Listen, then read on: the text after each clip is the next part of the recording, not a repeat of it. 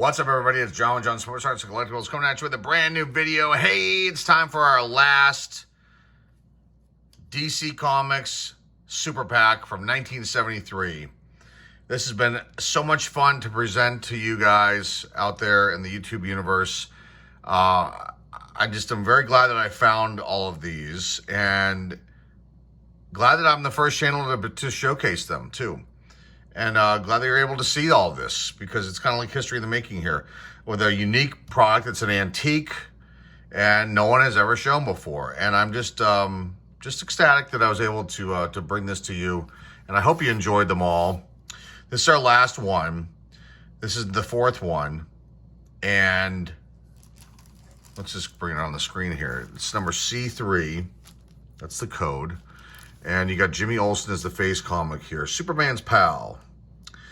Now, if you haven't seen any of our videos, if you just stumbled upon this one being our fourth, I will put links down below to the first three in our description, along with a link to a website that really goes into depth of this this release from DC Comics, the Super Packs. It's an awesome product. I wish that they would, well, they do these with Walmart packs, but I really like this bag concept, and you know, maybe it's just the nostalgia element. I don't feel the same when I buy the Walmart packs, maybe because there's modern comics in them, and you know, it's not the same thing for me.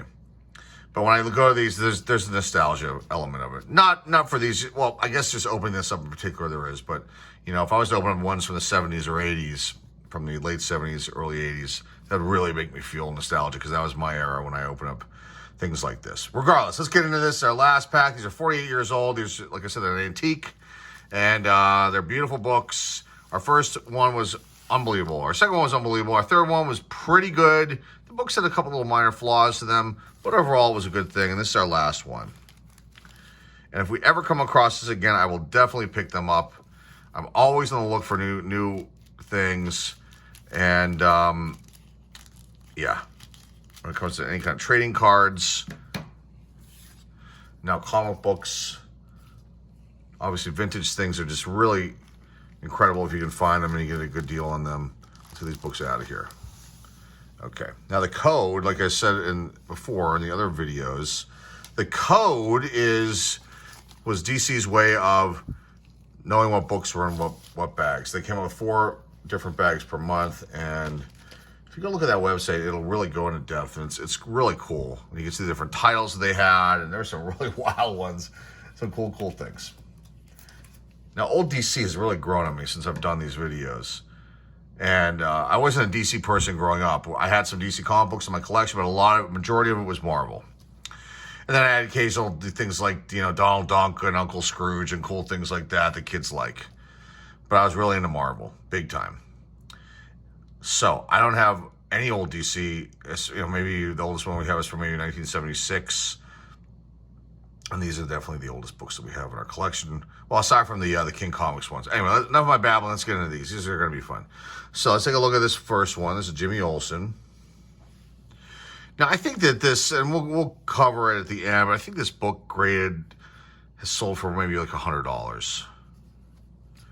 Let's just look at the spine though. It looks to be, again, very clean. I don't see any ticks here. I'm looking at it in the light. I see something just right here. Again, we won't clean these out. There's a line right here. I don't know if you can see that or not. I don't know what that would be from, but I'm hoping that the pressing will take that out. We won't clean these. Like I keep saying, there really is no need to clean these books because they are just, you know, I don't want to cause any issues by having something that wasn't part of the book coming in the process. You know what I'm saying? So if we use certain cleaning things clean tools that we use to clean these books off, I don't want to do that on these because they've never been touched before. So, but the pressing, that's just a little bit different thing. You're just adding some heat to, you know, in the press to make them, the wrinkles and things like that go away. So let's look at the rest of the corners on this. Let's hold it like this. That looks really nice. That one looks really good. So does that one. And then that one. So the corners on these are very, very sharp. Let's look at the pages. Again, so you're dealing with a little bit off white here. And we'll find out. These are all going to go out shortly to be graded. We'll find out how they come back. My guess is they're going to be 9s and up. So there you go. There's the first one. Could have sold seeds. Make money, get prizes. Very cool. Baseball gloves, flying models. I love seeing these old ads. And then there's 2 kids that did it. American seeds are the best seeds to sell, and selling them is easy, says Mike Fitzpatrick of Pennsylvania. And Brenda Jackson of Ohio says, if everyone planted 1 pack of seeds, wouldn't the world be nice to look at? That's true. Very true. Okay. Cover's really nice. Again, simple press on that one. Next up, here's the memo book. I can't wait to look at this one. Awesome. Strange Adventures. That is cool. Science fiction at its best. Full-length novel, Adam Strange starring in the cloud creature that menaced 2 worlds. That is awesome. Let's take a look at this one. Cover is just sensational. I don't even know if I'll even press this one out. Probably doesn't need it. Now let's see if there's anything going on here that I can see on the spine. It really doesn't look like it. Well, there might be something tiny. It's so minuscule. Right there with the reds, a little dot and a little dot there. But I mean, this is just unreal, the condition of these. The corners are sharp. See that one down there. There might be a little something happening there, but nothing major at all.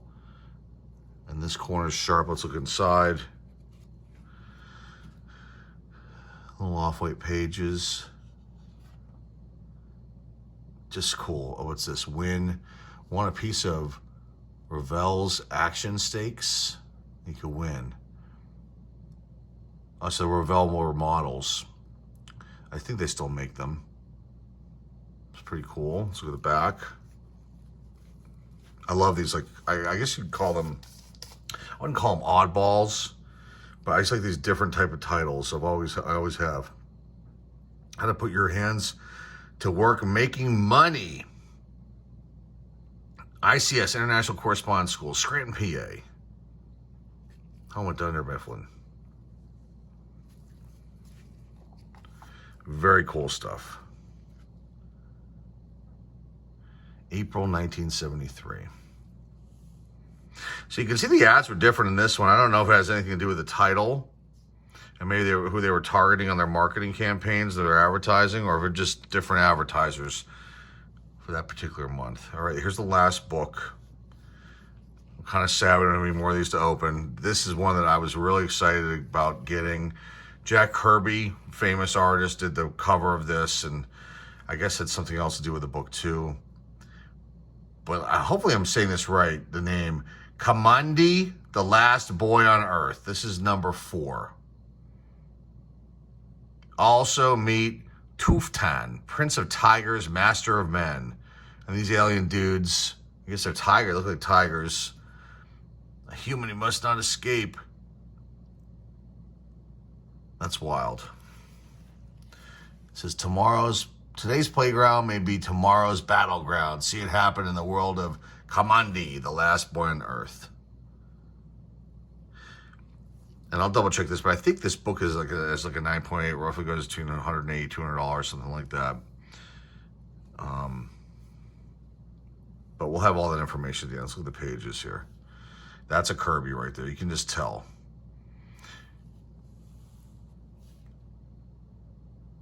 Now, when I was younger, his style, I didn't really like it too much. It just was something about it. I just didn't, I couldn't connect to it. But as time has gone on and I've taken dives back into our collection, his stuff is really cool. Now, there's a little issue with this corner right here. Something happening there. But nothing huge. Let's look at the spine. Looks pretty clean. Don't see anything there. I don't see any, I don't see any ticks at all, which is a great thing. This corner looks pretty good. This corner looks pretty sharp. So I'd say this is a pretty good book too. Let's just look at the back. We already saw it, but let's look at it one more time.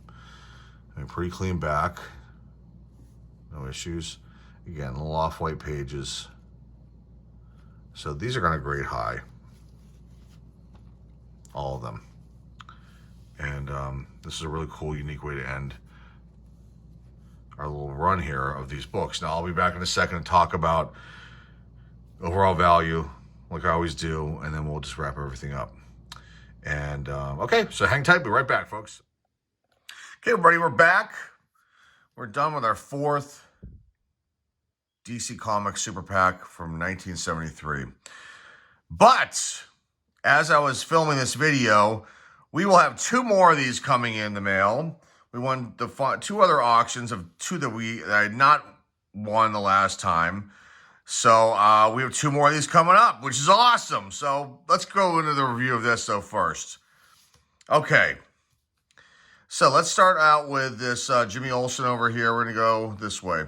Right to left this time. So Jimmy Olsen, Secret of the Forbidden Face, number 157. There are 3 listings currently on eBay. I can't find any sales, although they have had sales, but not on eBay, it looks like, probably on another site. There's one listed for 9 6s. There's only 3 listed, no 9 8s, $250, $75, and $70. So, 2 people are trying to lowball the guy that wants $250, which I think is kind of high for this anyway. I think the average is about $100 for this one, maybe a little bit higher for a 9.8. I think it's what I saw somewhere. I can't find that information again. Strange Adventures. This one's probably my favorite one. Definitely of these 3. I like this one too, but I love this. I love these kind of, I guess you call them oddball releases. I love Strange. I love this. This is very cool. Okay, this one, I don't have any numbers on, to be honest with you. There was a 9.8 sold in April 2021, a 9.6 sold in March 2021, but I don't have numbers on those. So this is a big question mark what the value is of this. This book's in really great shape. There's very minimal issues with this at all. This might not even need to be pressed. And the same thing with this Jimmy Olsen. I don't see any major issues at all with this. These are going to grade very, very high, in my opinion.